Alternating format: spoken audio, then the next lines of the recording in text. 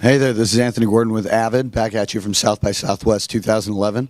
And I'm here with Amp Live from Zion I. So what brings you out to South by this year? Well, right now we're promoting the new Zion I and Grouch album, Heroes in the Healing of a Nation. So we got a couple of shows that we're doing, promo, and then we start our big tour. And you have a big homecoming show as soon as you get back in San Francisco, right? We got the Fillmore that we'll be doing, so really excited about that. Killer. So tell us about what Zion I is all about and what you do in the band. I'm the music producer, and then also like on stage, I'm sort of like the DJ, trigger, keyboard player, all kinds of stuff. So I got more of a background and like production thing going on in terms of Zion I. So do you work on other projects as well, or is the band full-time for you? Oh yeah, I do a lot of, I have my own production company, so I do a lot of commercials, a lot of like video game licensing. I make beats for all kinds of people, do like my own albums, my own Amp Live albums, sort of all over the place. So we know each other from Oakland, but you recently relocated to LA. Yes. How's that working out for you down there? It's pretty good, man. I love LA. I love the vibe. Everything's accessible, and I just like it. I mean, I'm not originally from California, so to me, it's sort of like LA fits more of the vibe of where I'm from, which is out here, in Texas. And you're you're from Texas originally? Yeah, I'm from San Antonio, an hour from here. Oh, okay, cool. Yeah.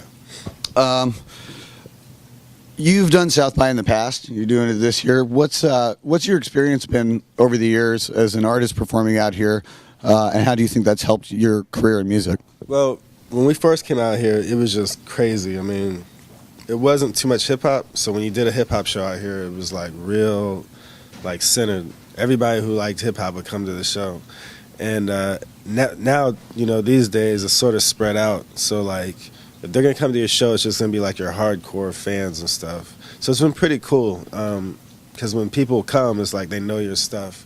Before it was sort of like, oh yeah, we just like hip hop, you know. So I really think that that's like a good thing, because you get to see how your fan base is, not only in Texas, but sort of like this area wide, because you have people who come from like all over just to come to this festival. So if they come to your show, they really want to see you.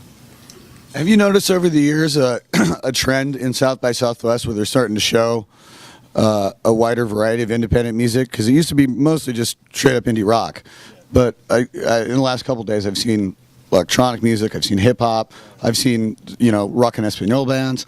Are you seeing more acceptance of independent music in general in the South by Southwest scene?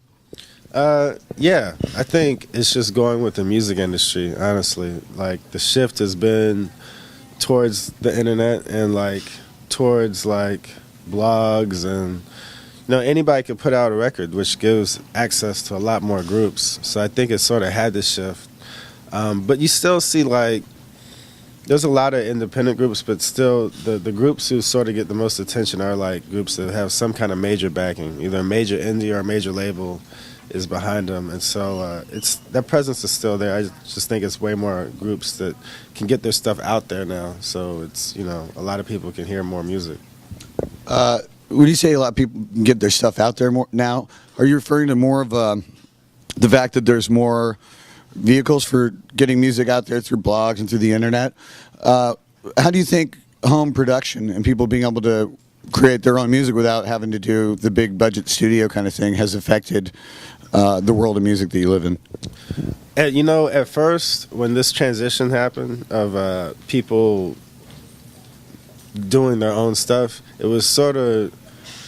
wasn't as good, because I think like people didn't have the skills to like make their stuff actually sound good, and the resources that they had were still raw. Like you just had the guitar. If you played electronic drums, or if you programmed drums, you would have to find the best drums. You just can't use clanky drums. And if you don't know how to find the best drums and make them sound good, then your stuff wouldn't sound good. Nowadays, a lot of programs that you get come with stuff that sounds good already. So you're really sort of just pressing buttons and using what you have. And I think like the sound of music has stepped up, where a lot of people now have just, it's expected that you have good sounding stuff, because that's how it is coming out the box.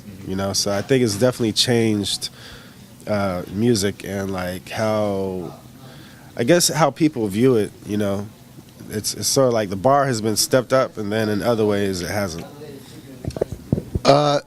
Continuing on about recording, can you tell us a little bit about how you use Pro Tools, how it plays into your life as a producer? I mean, man, I've been using Pro Tools since I started. Since the, let me see, 2000, 1999. And it's what I go to record and do my editing and even add some music. It's just like you can't beat it. Nobody's been able to beat the editing and the power that it has with the plugins and the EQs and that type of stuff. So I don't know. It's like a go-to program. How much do you work mobily? Because you're on the road. You're not just a producer, just making records in a studio. You're a performer as well. So you're on the road plenty. How's the mobile kind of workflow worked into your life? Yeah, I do, man. I have my little inbox key, and I plug it in, and I do work on the plane and the bus, all over. It's sort of like my studio away from home. So my laptop equals my computer and my studio. So I do work all the time on the road. So now the Pro Tools 9 is out. You can work on HD sessions on a laptop. You can work without a dongle. What is that? And this is the first time we've been able to use Pro Tools without being tied to Avid or DG hardware. What does that sort of move mean to you and to the production community in general? Man, it's about time, man. That's all I gotta say. It's terrific. Like, I think now Pro Tools can. I mean, not saying that they weren't competing before, but now you could use it the same way you could use all these other programs. I think that makes it way more equal and just better, because a lot of people, they don't need, a certain type of audio interfaces, or they don't maybe even need to be mobile or whatever. It's just sort of like it gives more variety. For me, somebody like me, it's one more extra USB port in my laptop that I have available now. So it's like that's good. And in the studio, it's like I could use multiple audio interfaces now, and so I don't know. I think it's just great. More choices is always good, right? More choices altogether.